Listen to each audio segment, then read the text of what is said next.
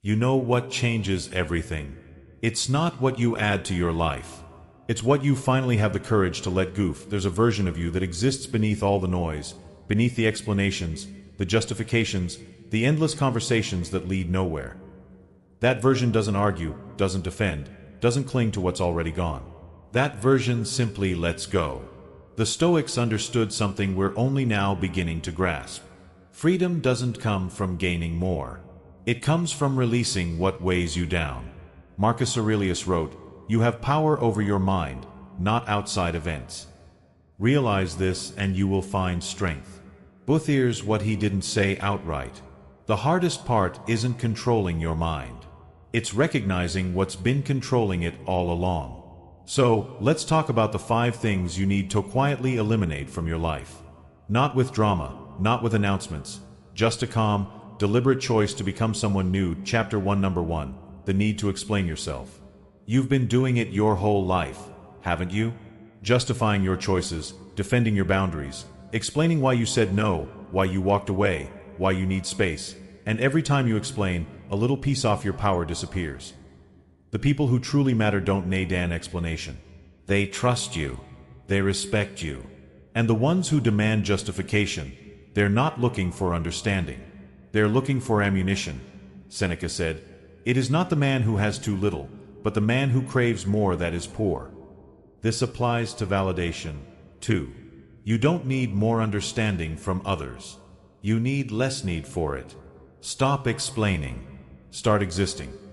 Let your peace speak louder than your words ever could. Chapter 2, Number 2. Relationships that require you to shrink. You know the ones. The friendships where you can't be too happy or they'll feel threatened. The family members who only feel comfortable when you're struggling. The partners who love your potential but resent your progress. These relationships don't break you loudly. They erode you quietly. One small compromise at a time. One dimmed light after another. Marcus Aurelius warned us, "The object of life is not tobe on the side of the majority, but to escape finding oneself in the ranks of the insane." Sometimes the insanity is collective. Sometimes it's the people closest to you who can't handle your revolution because it exposes their stagnation. You don't owe anyone a smaller version of yourself. Not out of loyalty, not out of guilt, not out of love. Real love expands. It celebrates, it makes room. Anything else is just fear wearing a familiar face. Chapter 3, Number 3.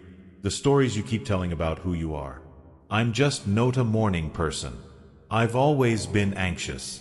I'm terrible with money. I don't do conflict. Listen to yourself for a week. Really listen. How many times do you narrate your own limitations? How many times do you introduce yourself as your past? Epictetus taught, "It's not what happens to you, but how you react to it that matters." But here's the deeper truth. It's not just how you react. It's how you remember it, how you tell it, how you let one chapter define the entire book. You are not the person you were 5 years ago. You're not even the person you were last month. Every cell in your body has been replaced. Your thoughts have evolved. Your pain has taught you. So why are you still introducing yourself with outdated software? The story you keep telling becomes the prison you keep living in. Change the narrative. Not by lying, by evolving. By recognizing that growth isn't betraying who you were, it's honoring who you're becoming. Chapter 4, Number 4. The addiction to being busy. You wear your exhaustion like a badge. Your calendar is a war zone.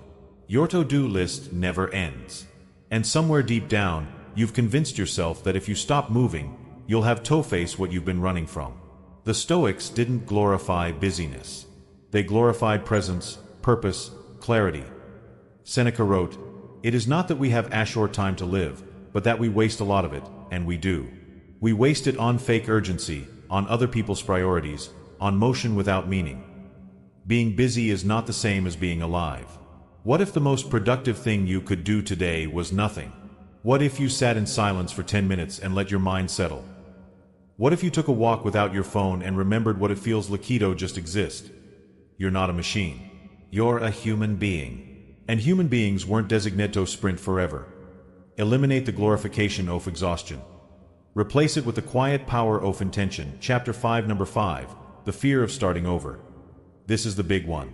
The one that keeps you stuck in jobs you hate, cities that drain you, relationships that died years ago. You've invested so much time, energy, hope. The thought of walking away feels like admitting failure, like wasting everything you've already given. But Seneca saw through this illusion. Begin at once to live and count each separate day as a separate life. Starting over isn't starting from zero, it's starting from experience. Every lesson learned, every mistake survived, every moment you chose yourself when it was hardest. You're not the same person who started down this path. You're wiser now, stronger, more honest about what you actually want. And maybe that's the point. Maybe you had to walk this road to discover it wasn't yours. Maybe the detour was the lesson. There's no expiration date on becoming who you're meant to be. Not at 30, not at 45, not at 60. Every single day is a chance to choose differently. To release what no longer serves you. To honor the quiet voice that's been whispering. There's more. Closing. The Stoics didn't teach perfection. They taught practice. Daily, unglamorous, unwitnessed practice. Peace isn't something you find. It's something you build one elimination at a time. You don't need permission. You just need to begin quietly with the kind of courage that doesn't roar but simply walks away. Marcus Aurelius wrote to himself every night, reminding himself of these principles. Not because he had it figured out, but because he knew he'd forget. So this is your reminder. You are allowed to let go. You are allowed to change. The life you're meant to live is waiting on the other side of what you're willing to release. If this resonated, subscribe as a commitment to the person you're becoming. Until next time, be kind to yourself. You're doing better than you think.